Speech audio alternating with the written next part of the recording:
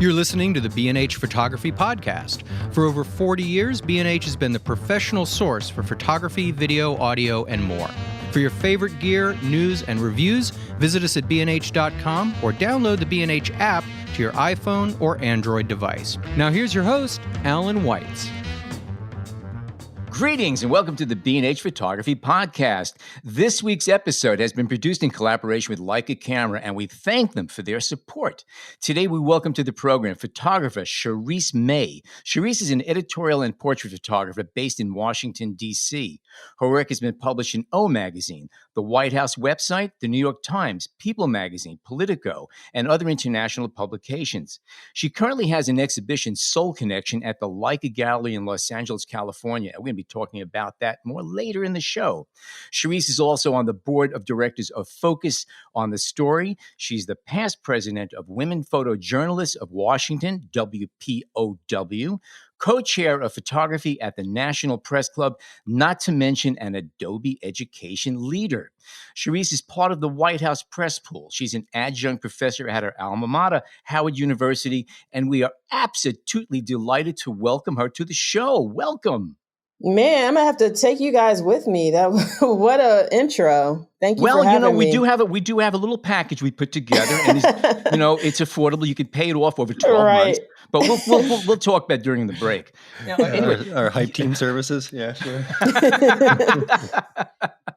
Cheriss, before we get into our list of questions that we already put together, you just came back from Tulsa, where there was the commemoration of the massacre that occurred there 100 years ago. And it's really an interesting thing because many people weren't even aware of it. And it was just horrendous event that occurred. And now it's coming back out and it's being recognized for exactly for what it was. What's your takeaway from that? Because that must have been a very powerful experience to be there to cover this event.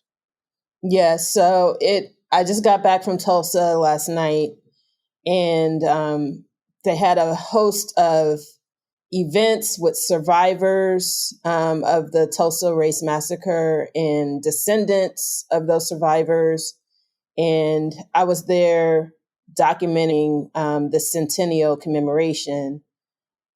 Very powerful, very emotional. For me personally, I have family that is from Oklahoma. So I was able to actually meet some family while I was there and found out that my second cousin is a historian, and she interviewed a lot of the survivors before they passed. And she documented that, and it's in a gallery there in Tulsa. And she also has some things here in the African American Museum in Washington, D.C. Did you know about your cousin's work before you went I there? did not. And I'd be remiss if I didn't say her name. Her name is Eddie Faye Gates. Mm-hmm. And so I met her son, Derek, my cousin, and we were able to connect and, talk. And I actually interviewed him and took some portraits of him. And it was very, very moving, very spiritual, very emotional. The survivors who are Mother Fletcher, who's 107 years old, and her brother, Uncle Red, who's 100. Mother Fletcher and her brother, Uncle Red, were here in Washington, D.C., where I covered the hearing where they testified at the Capitol. And so for me, that pilgrimage or journey started here in Washington, D.C., and then I went to Tulsa that next week, and I was there for 8 days. Just to recap for a moment, if you go back 100 years ago to Tulsa, Oklahoma, there was a Black community that flourished there.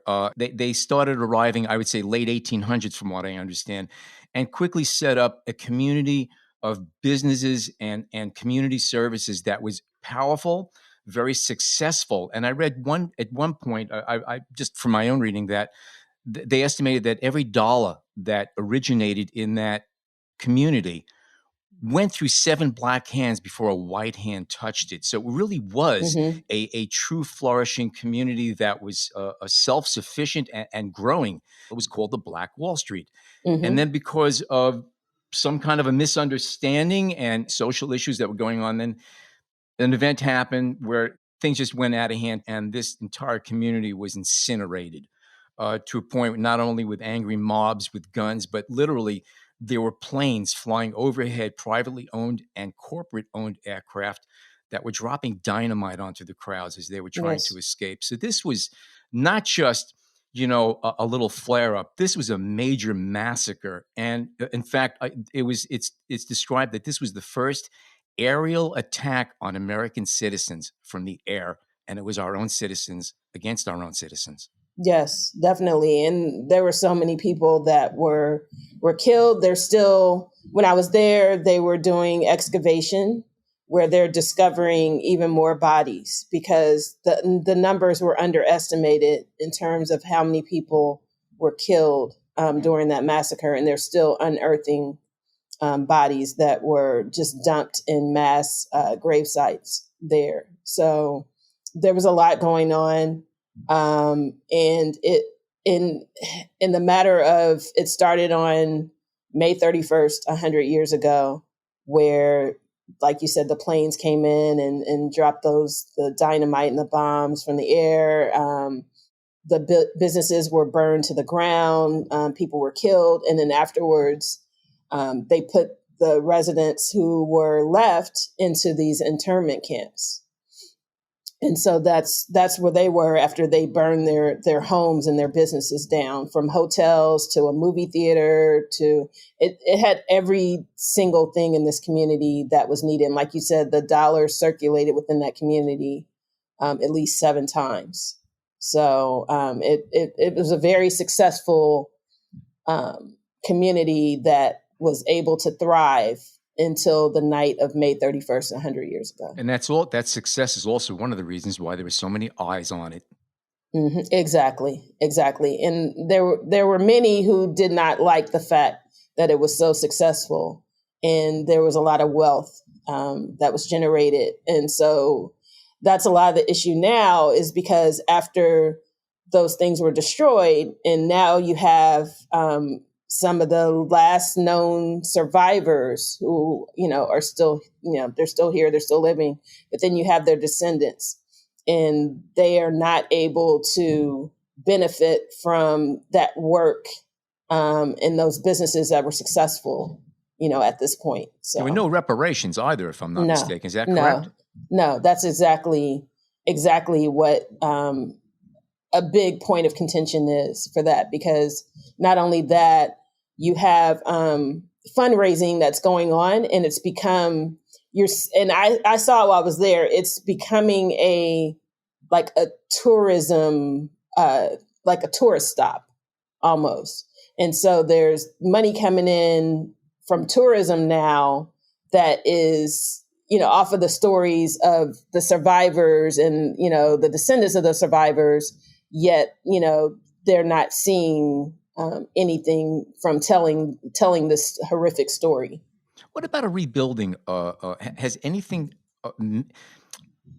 significant come out of the ashes? In other words, was there any attempt to really rebuild what was there, or was it kind of said that this just can't exist here anymore? This is just, it's over. There's definitely a rebuild that's happened, and that's still going on. When you go along the street, they have these identification plates that are in the ground, and it tells you what business was there, and it tells you if it was rebuilt, reopened, or if it was abandoned. Oh. Cheriss, was this an assignment or self-assigned, or did you do that just because you wanted to get out there and as you said, make a pilgrimage and document it yourself? Yeah, so it started out as a self-assigned, but then I was commissioned by an organization called Faith and Politics, and they do these pilgrimages. So they're working on a documentary. So I was taking, documenting with stills. And some of those stills will be used in the documentary. Oh, great. Actually, that kind of leads to one of my questions, and maybe we'll get back to the one about, starting as a graphic designer. But, you're a freelancer, and your work appears regularly in a lot of newspapers, well-known newspapers, websites, magazines. You work for the White House or at the White House. Can you talk a little bit about how your assignments come to you? And I imagine it could come from any different direction, but just a little bit about that aspect of your work and how you field these, and if something is not coming in, do you take a self-assignment? Do you make the time to make the work, and just along Hmm. those lines? Yeah, and that's a great question, especially for freelancers, because I get that question sometimes from other freelancers. And I would say that's a combination. There are some things that that are very personal to me, and so they're personal projects, and I self-assign, and I feel like it's an important story that needs to get out, and so I pursue those, and I go out and I meet people, I figure out what what story is being told here, and so I'm my own editor and do my own assignment. So I'm primarily a photographer, but there are some instances where I will write, and I'll do that as well. Yeah, I noticed that, and I definitely want to ask a question about that. But Mm-hmm. let's say, for example, you've decided on a story, or you're investigating a story, and you realize you have something going here. Mm-hmm. Is it at that point then that you'll reach out to editors or contacts, or creative directors, people No. or how's that work? Yeah, no. A lot of times what happens is I'll go first and see what's what. So I'll initially go out and just kind of get some document, get some images, and see if there is a story there. See if it's something that a number of the publications that I work with, they cover certain things or certain stories I know that they're interested in, or that would be their readers are interested in hearing more about. So I don't know. For instance, there was a story that I did that was published in the New York Times on family protest. And what happened was my cousin Gianni Palmer has two young sons, 8, and at the time they were at 8 and 5. And so this was right around the time after George Floyd's murder. And his sons were having a hard time with this. And there was fear, and they couldn't understand, what was going on, because it's everywhere. Like, you can't escape it. As much as you try to kind of shield your kids from certain things, it was everywhere. So the oldest son, 8, came to my cousin and said, came to his father and asked him, said to him he was scared, and he was scared that what happened to George Floyd could happen to them. And his youngest son came to him and said, why do white people hate Black people? So my cousin knew that he had to do something, and decided he didn't want to take them to where the major protests were going on in Washington, D.C., because for safety concerns. So what he decided to do was to do a family march right there in his neighborhood. And so he had reached out to me and told me these conversations that he had with my cousins, his sons. And he invited me to come on this march where they were just going to, march in his neighborhood and, stay close. But he just wanted to show his sons that there's nothing to fear, and that there are more people that are with you than are against you. So I came, and I, of course, brought, one of my small cameras, and just to kind of document. And as I went, I saw how powerful it was. And I saw how other people started to join in, and how he invited other families, other friends with kids, and they brought their kids out. And so I came back. They did this every day for like 2 or 3 weeks. And so I went out the second day, and I saw how it grew, and that even more people were coming out, because as people, came out, they invited their friends and their, families with kids. And so at that point I was like, okay, this is a powerful story. And so I reached out to the editors at New York Times that I work with, that I've done work with and do work with. And I reached out to them, and I shared some of the images from when I went out, and they were like, this is a great story. And so they said, yeah, we want to publish the story. We think it would be good for our parenting section. And so that's how that happened. Interesting. And is that fair to say that you have a pretty wide range of connections in terms of editors. And when you have a story that seems to fit their needs, you just reach out. I mean, is there, I think a lot of photographers maybe get a little intimidated or they don't have the contacts at that point, or even if they do, they maybe don't trust the story or have, the courage, let's put it that way, to reach out to editors. And is this really what's needed? Is it just kind of knocking on doors? Well, actually, I would say it's the opposite. And I get more assignments and commissions than I do pitching stories. So it just so happens that the way it's worked for me, I don't know about other people, but the way that it's worked for me is as I do work, as I do stories, as I'm doing these things, then you build this relationship with the editors, and they know, like, basically if they send you out, they can trust that you're going to get what's needed, for the story, or they like your style of shooting, or, things like that, or how you work. So it's a lot about relationship and building those relationships and, kind of forging that and maintaining that. And when you do write a story, in addition to doing the photography, does that take priority in your mind's eye? And how does that affect the images that you're creating when you're taking that, deep of a dive into the story? It's kind of going on at the same time, honestly. I try to take really good notes, and a lot of times I'll record people on video because sometimes there's something there that I may miss in, my note taking, or even with the photos, that I want to make sure that I do it justice, or I do them justice in telling the story. So a lot of times I'll record, and then when I go back home, when I'm done, I'm just sitting there, just kind of digesting everything. I may see something else or something deeper, something further that needs to be explored. And then I'll, next time I meet with them or go out, then I'm able to explore that. So this particular story I'm thinking about, where I wrote it and took the photos, which started out as just photos, was a food insecurity story that I did for the New York Times. Right. I saw that. Yeah. Yeah. And that one was, the editor actually came to me on that one and said, you know what, we're hearing that food insecurity is becoming a big issue in your area, the area where you are.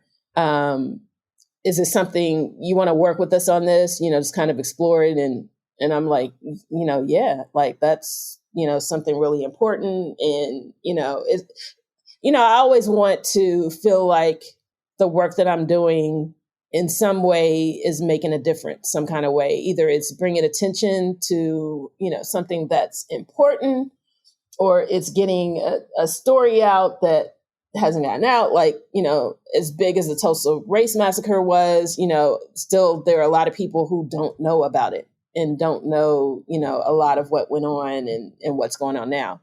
So with the food insecurity, the editor asked me if this is something I wanted to investigate. And I said, sure. So then it became something where I, went out and, talked to some people, connected with some organizations, just kind of chased it down, so to speak. And is that a resource that you often turn to when you're looking to find subjects? Do you have a network of organizations or social service groups that you can kind of find a contact in, and then they can direct you? Yeah, that's a great question. Sometimes I do. Most times I don't. I don't know if I would say most times, but with the food insecurity, I didn't really have. There was no connection, so to speak, with that. So it took some work in identifying, and then once I connected, I went in through a couple of church organizations, because I knew that there were churches that were active in the community. And that's just something I saw personally. So I knew that they were really active in the community in terms of giving out meals and different social services. So that's where I decided, you know what, that would probably be a good place to start. And they probably have connections to other organizations that are a part of this whole thing. And sure enough, that's what happened.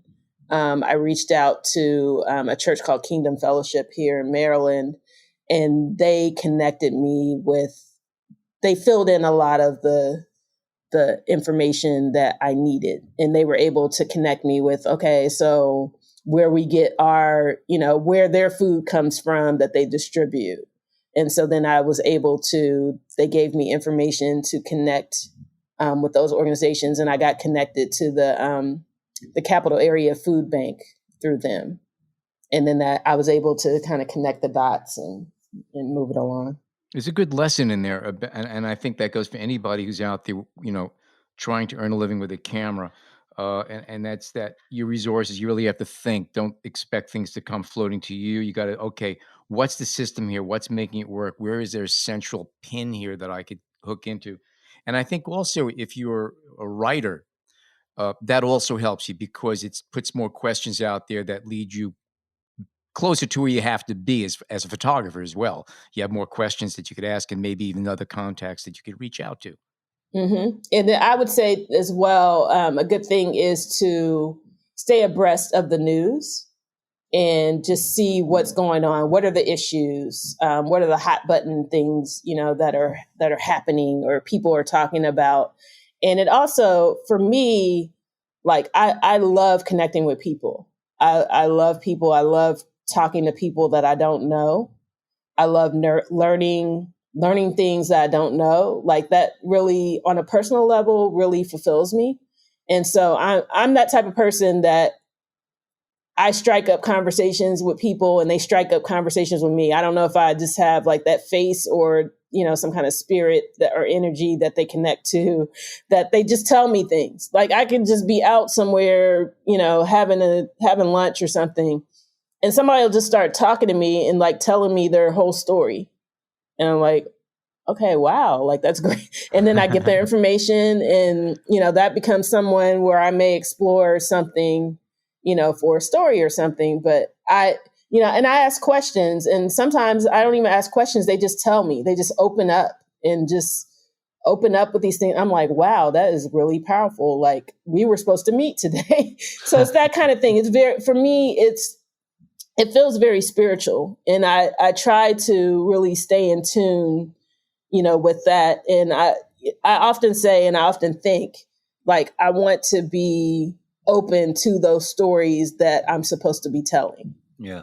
Yeah, that's a good point. And I like the way that you link, this idea of your personality, the spirituality and the work, because they do blend together. And if you can bring that aspect into the work that you're doing and get that word out there, word and photos, you're doing a great job. I want to maybe jump backwards a little bit, though, because we're talking a little bit about the reporting aspect and the writing, but you started as a graphic designer. That's exactly what I was just going to come back to also. Yeah, there's a third connection here about communication. Yeah. It's all about communications, too. Yeah. All of it. So, so can you talk a little bit about that and how that, were you taking pictures back then also, or did the graphic design nature or the graphic design work lead you to take these pictures? And what did you carry from that into the work that you're doing with the camera?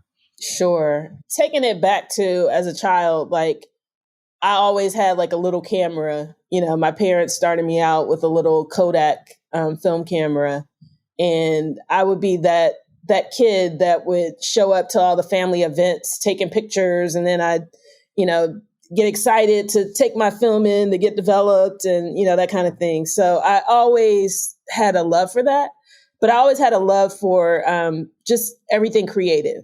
So I would draw, paint, I remember like coloring, just different things.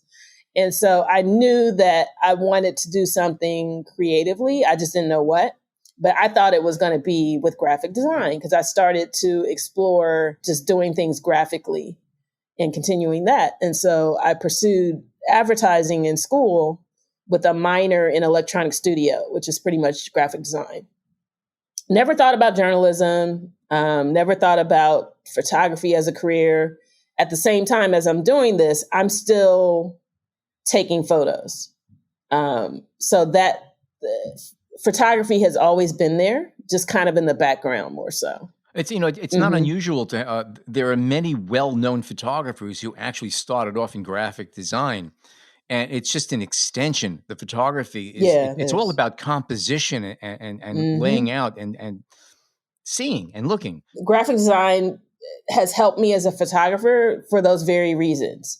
Like, it's helped me with composition. It's helped me, like, I would see things, and I still sometimes, well, a lot of times, see things graphically, as I'm, taking the photos. So I'm looking at patterns. I'm looking at the composition. You play a lot with positive and negative space, and a lot of your photographs, I look at them, and first of all, they're stunning photos. And I'm saying, thank you. That's a great area to drop in text. So you do think as a graphic designer. You do. I do. I look at stuff sometimes. I'm like, yeah, headline can go here and like an intro graph.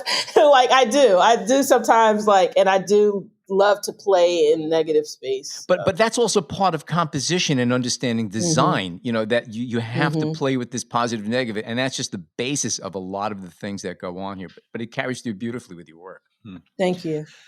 One thing I noticed looking at your website is that you're really on top of it. I mean, in the news section, you have, recent work and you stay on top. Is this, can you talk a little bit about, the amount of time that it just takes to be a freelancer? Are you constantly, if it's not developing a story, if you have a day free, do you jump on your website to try to update it, or do you have people that work with you on that? And how do you handle all that? I do it myself. And I used to design websites as part of my graphic design, like an extension of that. I would design websites for people and companies as a freelancer on the side.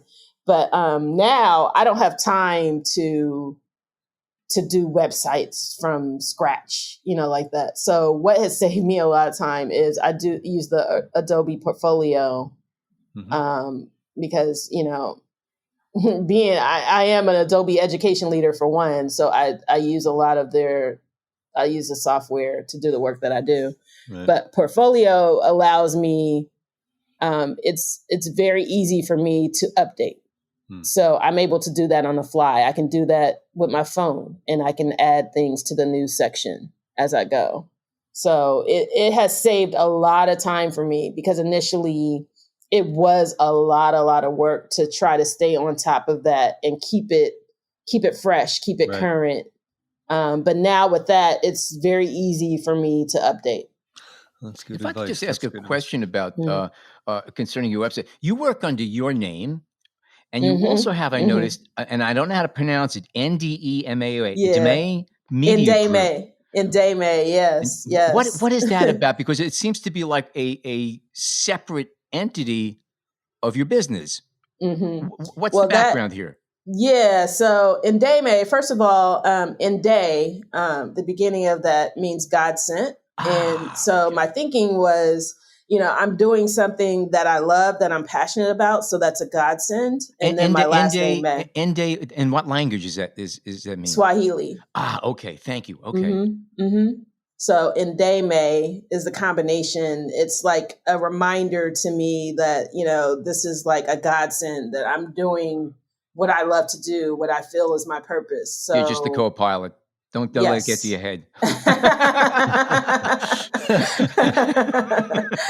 Right. So that started out because I was doing, I started doing work with a editorial wire service out of Italy called Photo. And they had reached out to me. And this is when I first entered into like the political space of photography. And so Photo reached out to me and said, hey, we love your work. We're looking for someone to cover the White House and, some events that they have going there. Would you be interested in working with us? And so I'm like, that's a no-brainer for me. You didn't have to think too hard about that one, did you? No, I didn't. I was like, yeah, I would, after I checked them out. Let me look at my calendar. Right. So like, okay. So then they start sending me these, can you cover this event? Can you cover that event? And so this started during the second term of the Obama administration. And so that's when I started going to the White House. And so Indame was pretty much birthed out of thinking initially like well, maybe I want to focus on news coverage, like politics and news and that whole communications within the photography or, realm. And coming from the School of Communications at Howard as well, I was like, you know what? I think maybe I want to look into having my own media company. So that's what that was birthed out of. My name and my website is under my name because as I was starting to do a lot of this work, people started to just associate my name and it became less of the name of the company and more so my name. And it was a lot easier for people to find me. Regarding the political work and then specifically the White House work, did the agency get credentials for you, or did you have to kind of do that legwork on your own? I had to do a lot of that legwork on my own because they're all the way in Italy. Right. So I had to forge those relationships myself. A lot of that too with the media company helped, with that, because I was able to actually get some credentials through my company.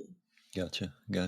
And can you talk a little bit about that? I mean, I know you mentioned that you follow the news and it's important to do that, but in I guess the very specific world of Washington politics, I mean, what are some of the tricks and the keys to staying vital and getting to where you need to be and having the right contacts? Is it just about, as you discussed before, being an open person, having conversations, meeting people?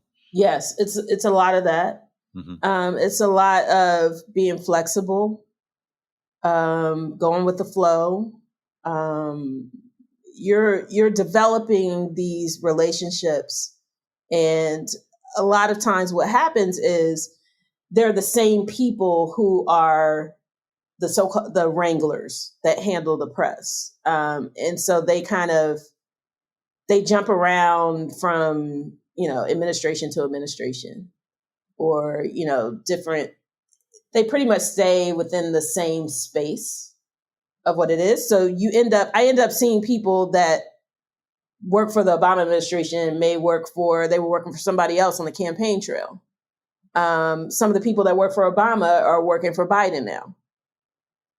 So it's a lot of just being open, building those relationships, doing the work.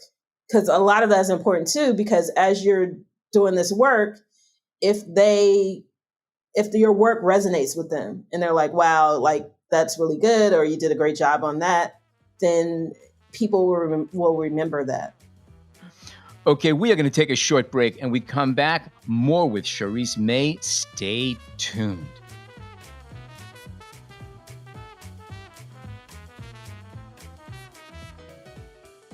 This episode of the B&H Photography Podcast is sponsored by Leica Camera. Check out the M10R digital rangefinder from Leica and all of their incredible cameras and lenses by following the link in our show notes. Okay, we are back, and just a quick reminder that this episode of the B&H Photography Podcast is sponsored by Leica Cameras, which leads us to our opening question for part 2 of our interview. You currently have an exhibit at the Leica Gallery. How did that come together? Because your work is really, really varied. How did this affect your selection of images? Yeah, that's a great question. So I spoke with Paris Chong, who is the manager of the gallery out in Los Angeles. And so, she said, I love your work. And, I think we would love to exhibit it here, at the gallery. And so I wasn't sure like what I was going to exhibit, to be honest with you, because my work is varied. So I was like, okay, it could go a number of directions. It could be a number of things.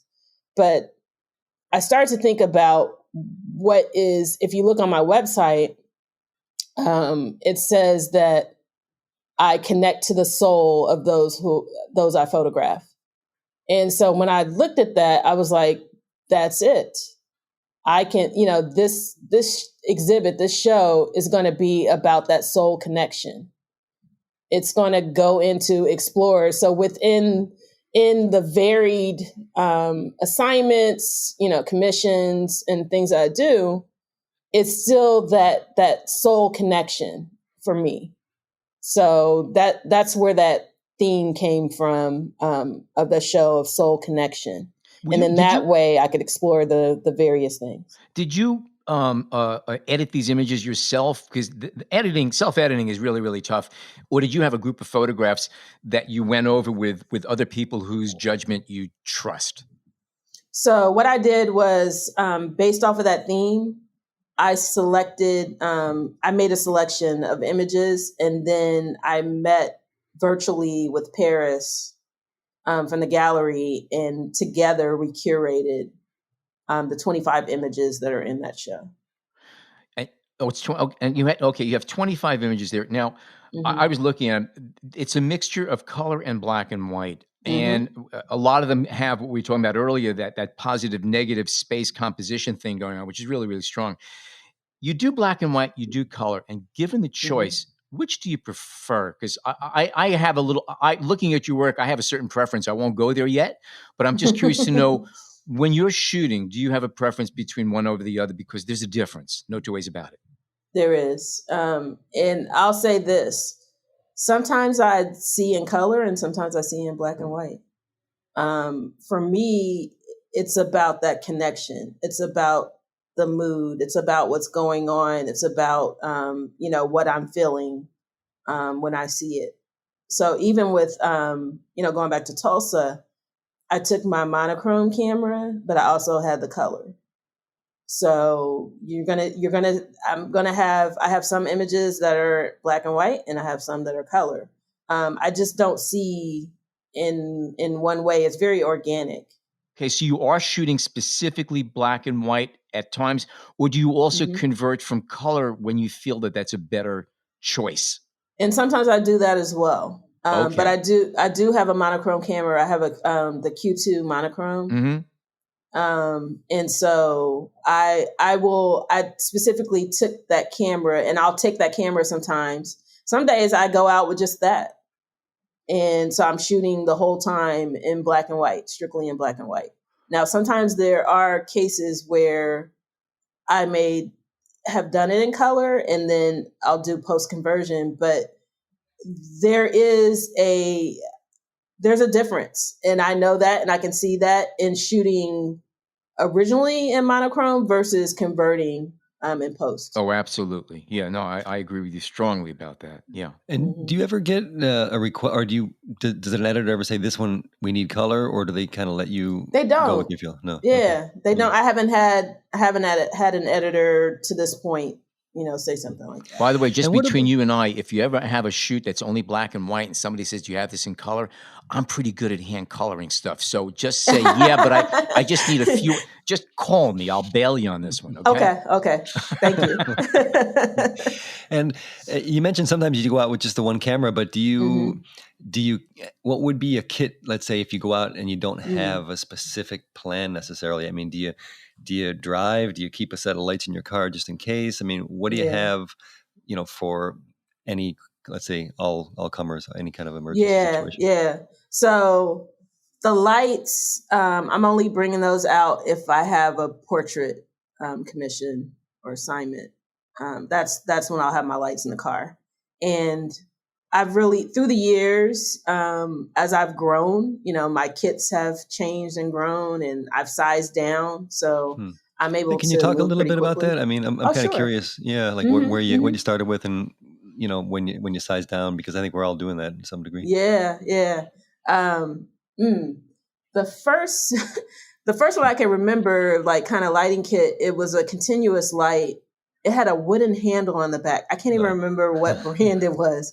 It had a wooden handle on the back, and it was like a metal like hood around the light. It was just like a regular light bulb you would screw in. A painter's light, yeah, sure. It's a utility lamp, basic utility lamp. Sure, yeah. Yeah. So I would just, plug it in, turn it on, click, like a lamp, and that was it.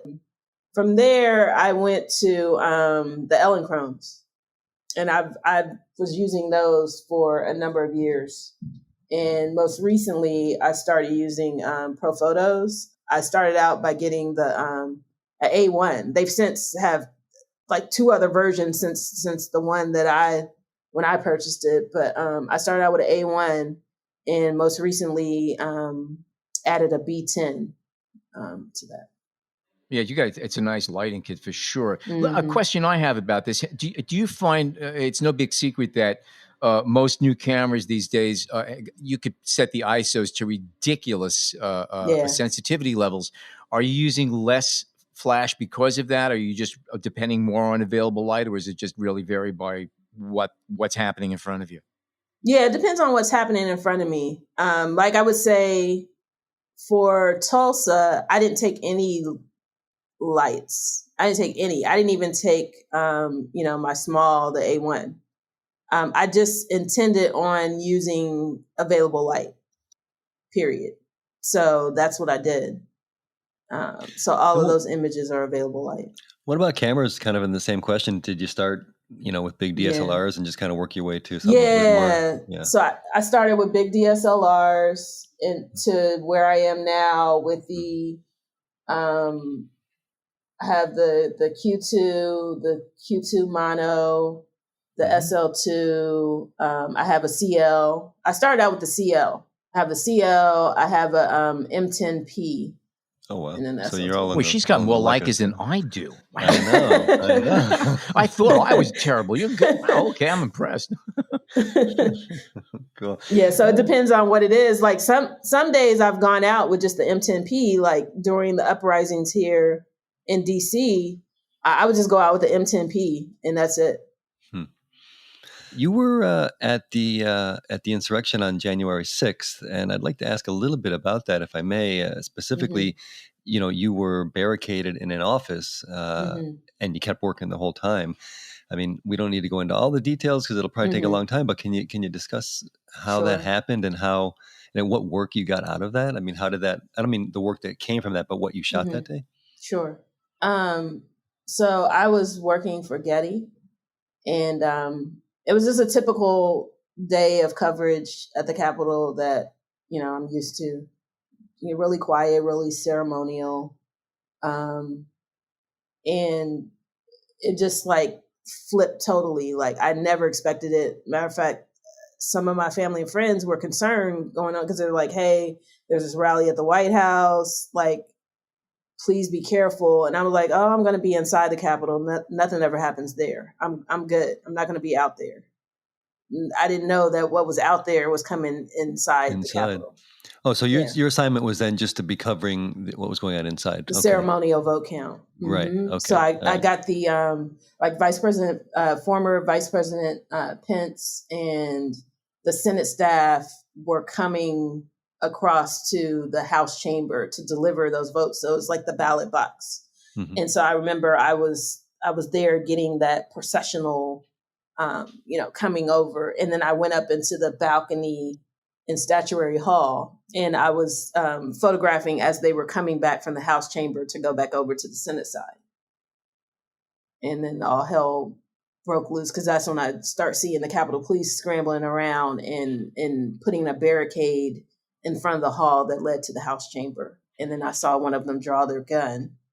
And so I was like, okay, so it's not good right now. And you happened to be near a particular office and you went into it and got barricaded there? So I was near Congressman Clyburn's office.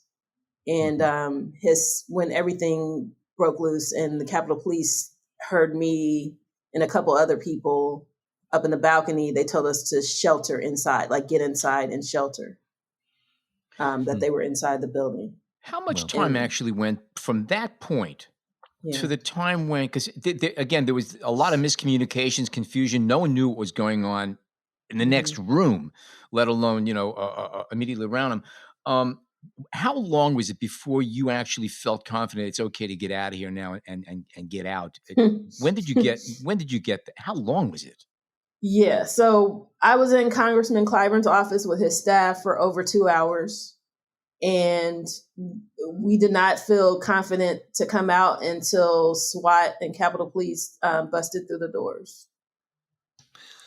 And you were working? I mean, did you take your photographer's cap off at any one point, or were you always working? No. And I think actually that probably helped me to not be focused on everything else. And if I could, because a lot of times I'm so focused on the story and documenting that, I'm not concerned about other things that are going on. And so that probably saved me from thinking about exactly what's going on. Because I can say that my life flashed before my eyes like 3 times in that room. Right. Like I just thought it was that You're was scared. it. You're Yeah. scared. Yeah. Needless to say. And did that work from that space take on a new I mean, I'm sure it did, but did that work that you shot while you were in there, did that ever get published? And did that Yeah. work resonate with you? Did it really feel like you were capturing what you needed to do as a photographer? Yeah, it did get published. Okay. And it, for me, it gave me a renewed sense of purpose.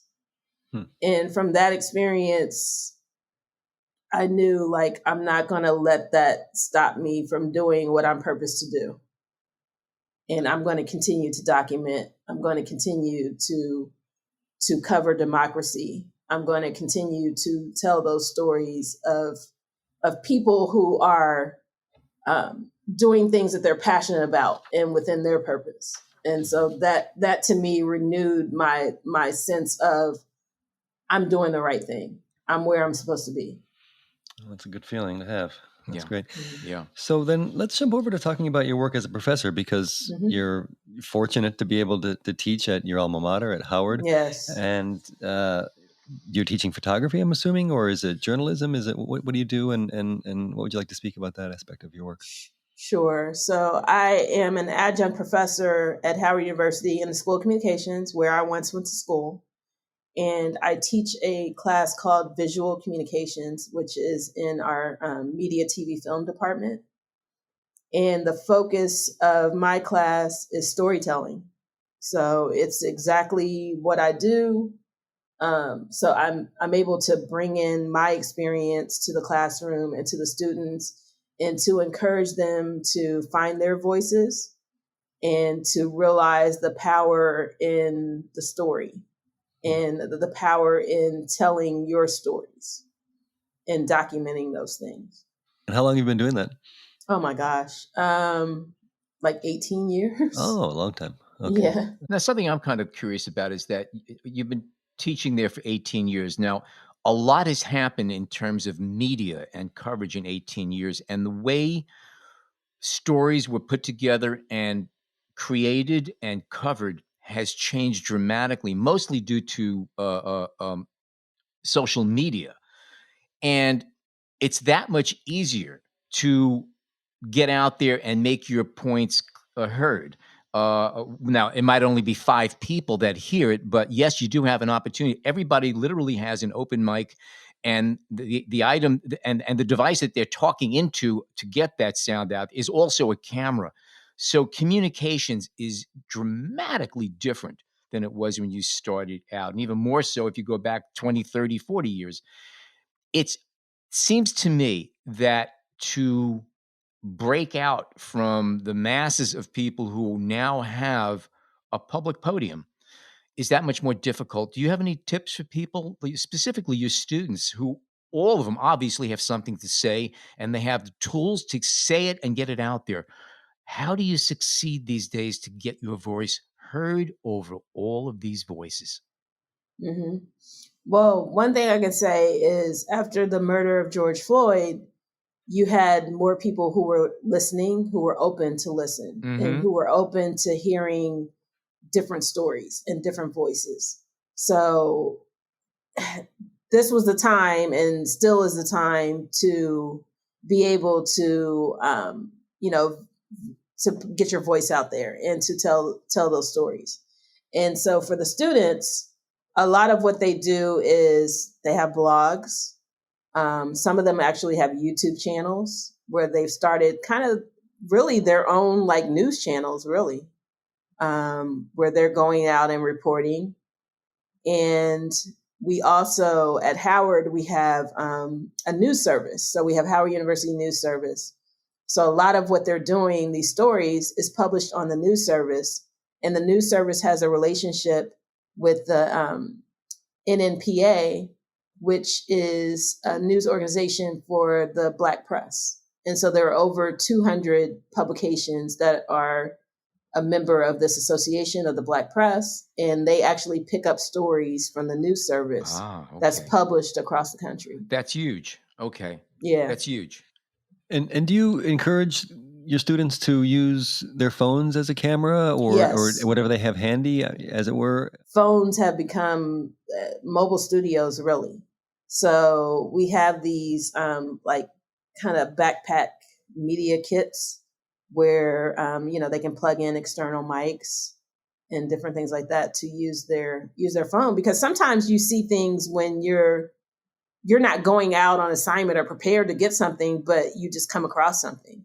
So I kind of wanted to follow up about the organizations that you're involved with, and how does that play into your overall work? I mean, in terms of just connections and finding assignments or getting your work out there.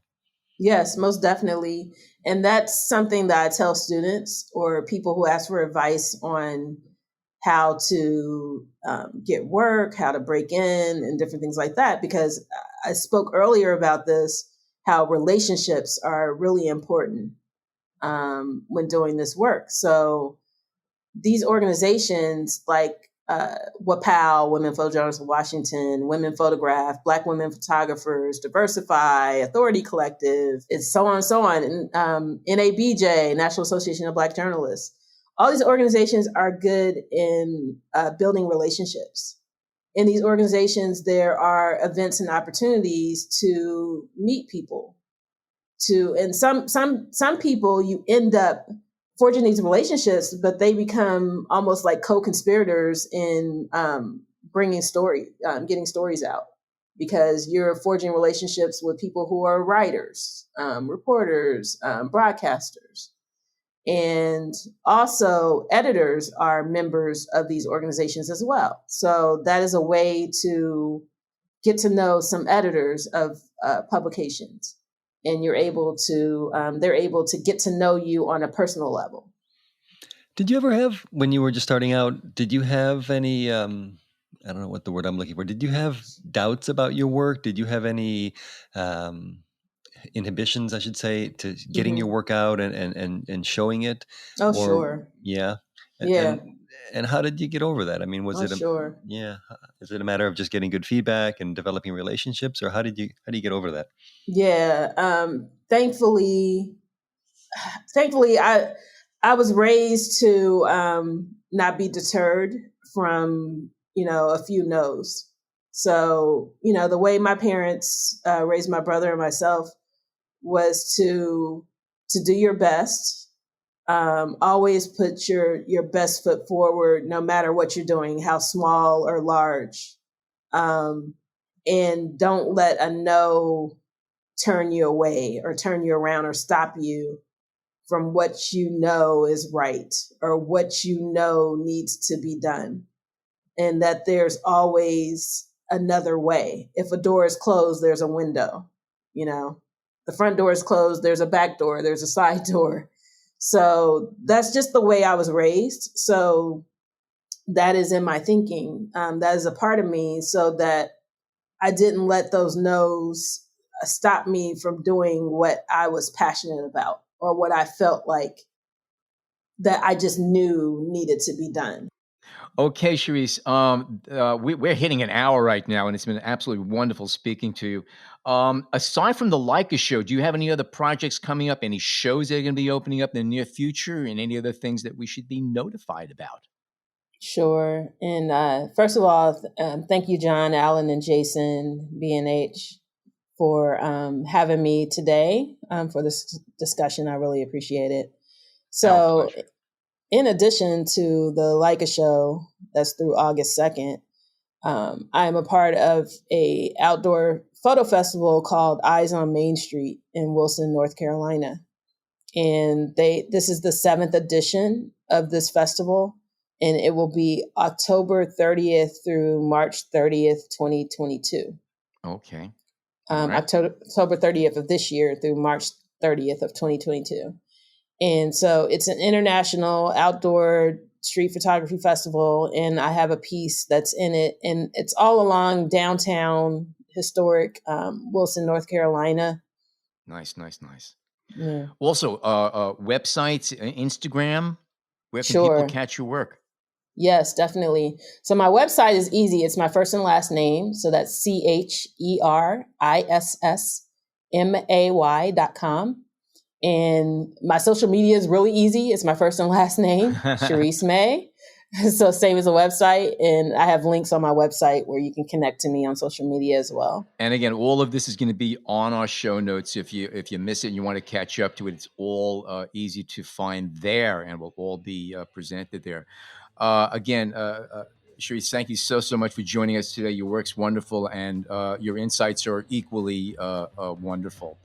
Thank you so much. If you enjoy listening to our show and want to be up on the latest episode, or perhaps go back and listen to any of the 250 plus episodes on our online archive, all you have to do is head on over to Spotify, Apple Podcasts, Google Podcasts, or wherever you sign up for podcasts, and enter B&H Photography Podcast into the search field, and boom, you are a member of the club. You can also find us on the B&H Explorer website and on the B&H Photography Podcast Facebook group page. That's a wrap of another fine show. My name is Alan Weitz, and on behalf of John Harris and Jason Tables, thank you so much for tuning in today.